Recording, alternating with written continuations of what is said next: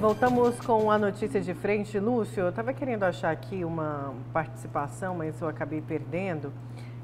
O nosso telespectador pedindo para quando você comentasse a questão dos aposentados, que é uma excelente notícia, falasse os vereadores que votaram a favor. Mas o Lúcio vai explicar para a gente a questão dessa alíquota dos aposentados. Não, vamos divulgar a lista aqui. Vamos divulgar a lista dos deputados que votaram a favor. Que votaram a favor. Até porque é o seguinte, aí tem dois lados, né? Mostrar quem não votou a favor dos aposentados, né? E aí, de repente, também é o seguinte, né? Pode ajudar aqui, se tiver algum candidato, né, no meio dessa lista, a gente vai saber se tem candidato ou não. Mas é bom o seguinte, com eleição, sem eleição, entendeu? Se o camarada tiver lá um interesse particular dele, político, partidário, de votar a favor aqui dessa medida aqui, que ajuda, né, os aposentados, tudo bem, não tem problema nenhum, não. Quer dizer, para defender os aposentados, está valendo, né? Então é o meu destaque agora, né, Nayara? Sim, senhor. Bom, essa boa notícia aí é que os deputados da Assembleia excluem os aposentados daquela cobrança polêmica, mas polêmica de 14%.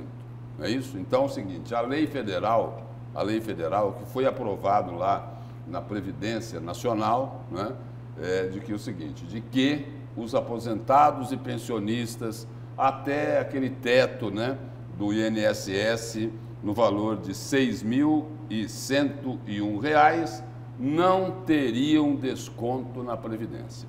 E aí o que é que tinha sido aprovado aqui em Mato Grosso, né?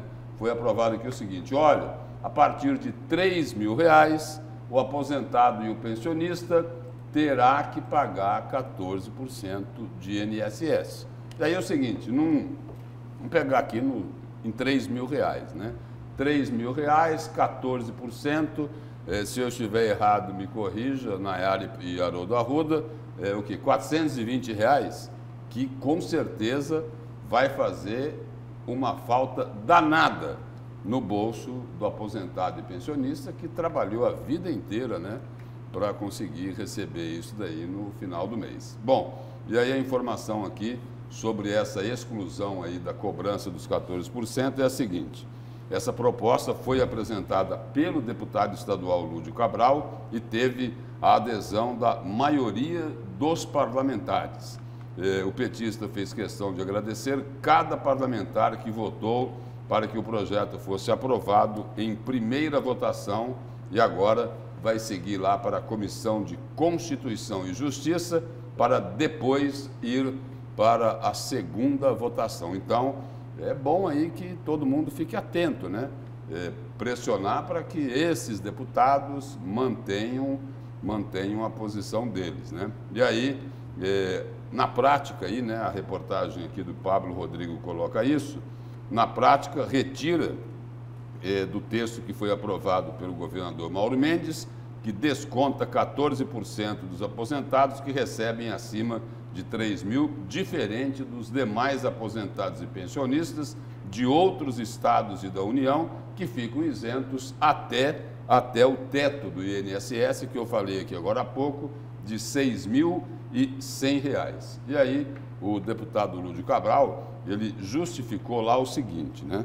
Ele lembrou que a emenda constitucional, é o que eu acabei de falar aqui agora, que a emenda constitucional do governo federal, as novas alíquotas incidem apenas sobre os valores da parcela dos proventos e pensões que superam o limite máximo estabelecido para o regime geral da Previdência Social. E agora o seguinte, os deputados ainda alegaram que o governo Mendes havia feito um compromisso com o governo federal em seguir aquilo que foi aprovado lá pelo Congresso Nacional, por deputados e senadores nessa revisão, né, nessa reformulação, nessa reforma da Previdência. E agora, atendendo a pedidos, não é isso? Atendendo aí o telespectador, vamos aqui aos deputados que votaram para aliviar os aposentados. Olha, foi em primeira votação, ainda vai lá para a Comissão de Constituição e Justiça e depois para a segunda votação. Mas, nessa primeira votação, além de Lúdio Cabral, que é o autor dessa proposta, votaram a favor do projeto. João Batista, do PROS, Silvio Fávero, do PSL, Paulo Araújo, do PP, Faisal Calil, do PV, Wilson Santos, do PSDB, Tiago Silva, do MDB, Ulisses Moraes, do PSL, Allan Kardec, do PDT, Valdir Barranco, do PT, Marques Russi, do PSB e Eliseu Nascimento, do DC. É isso?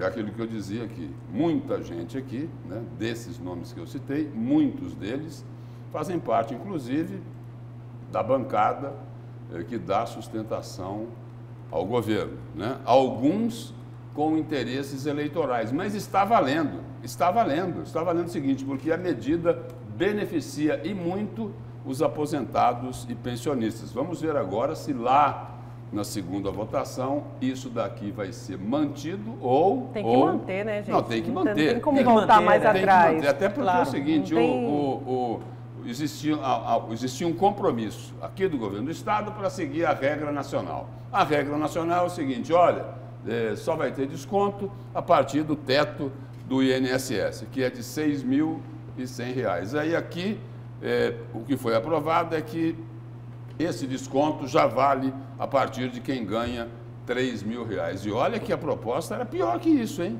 Era pior. No início, queriam descontar a partir de um salário mínimo. Ou seja, queriam descontar a partir de R$ 1.000 e poucos. Aí negociaram e tal e jogaram para R$ 3.000. Só que no resto do país, esse desconto só ocorre a partir desse teto do INSS, que é de R$ 6.100. Então é o seguinte, uma excelente notícia para os aposentados e pensionistas aqui de Mato Grosso. Certo, que bom. Que bom. Ó, vamos para o destaque do Haroldo agora. Olha, parece que eu também tenho uma excelente notícia, porque o importante é o Brasil, né?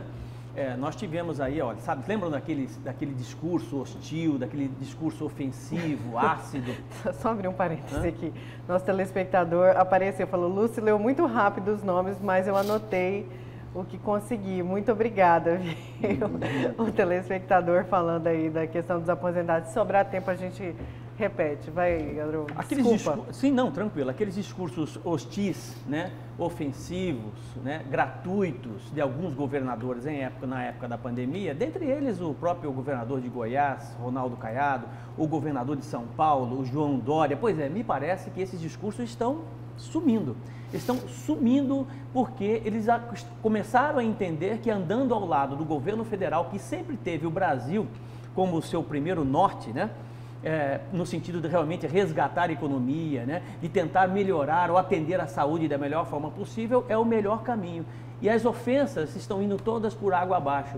Agora, se na semana passada foi o governador de Goiás rasgando seda ao governo federal, né?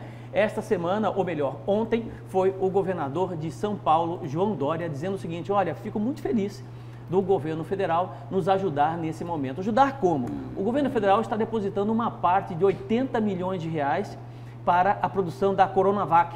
Essa vacina, que já está dando bastante resultado, deu um resultado excelente em 50 voluntários na China, é uma parceria do Butantan, Instituto Butantan com a Sinovac, uma empresa chinesa, né?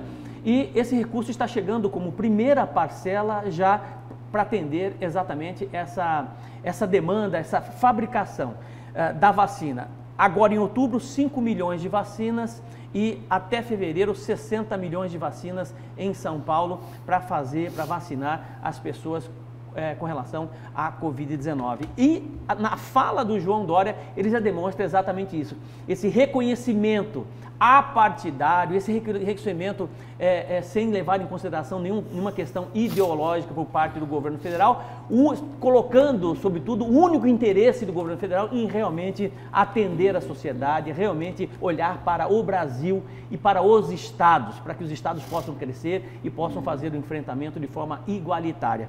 Segundo o João Dória, nas palavras dele, em seu discurso, ele disse: quero agradecer ao ministro Pazuello e sua equipe pela postura republicana, técnica e correta de enxergar a vacina do Butantan com a Sinovac, nessa parceria, né, com uma das vacinas necessárias ao povo brasileiro, ou seja, o governo federal colocando mais uma vez o povo brasileiro acima de qualquer coisa.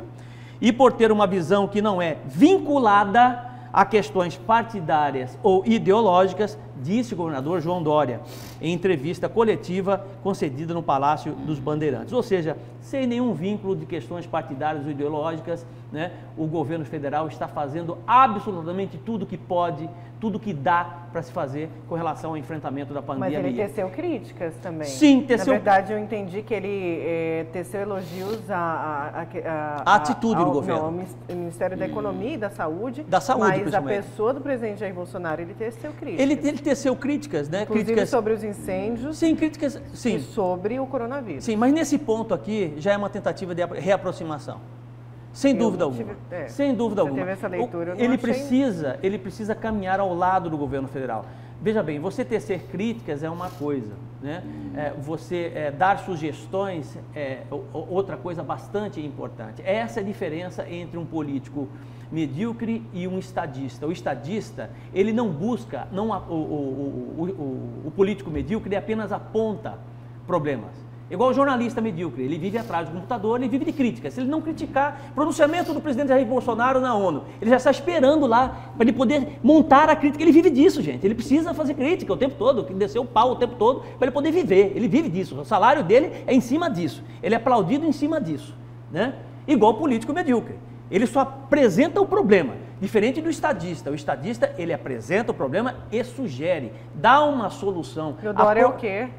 O quê? Estadista ou medíocre? É muito medíocre. Um dos piores políticos desse país se chama João Dória. Muito medíocre, porque as acusações dele em meio à pandemia foram as piores possíveis. Ao invés de olhar para o Brasil, não. Ele, juntamente com o governador de Goiás, Ronaldo Caiado, por falta do que fazer, e quebraram a cara. Quebraram a cara porque a população acabou ficando do lado do presidente, boa parte da população acabou ficando do lado do presidente, entendeu? E agora estão enxergando isso. E, inclusive, foi exatamente essa fala do Ronaldo Caiado, que a voz do povo, né, o bom político entende exatamente o que é que o povo quer dizer, o que o povo está dizendo, ou boa parte da população. E é exatamente isso. Se o Brasil não caminhar junto, não vai a lugar nenhum, é muito pior. Você está entendendo? Você pode fazer crítica, você precisa dar sugestões, mas você precisa entender que o país é muito mais importante que o seu próprio Estado. É isso que importa. E é isso que os governadores precisam entender e estão entendendo.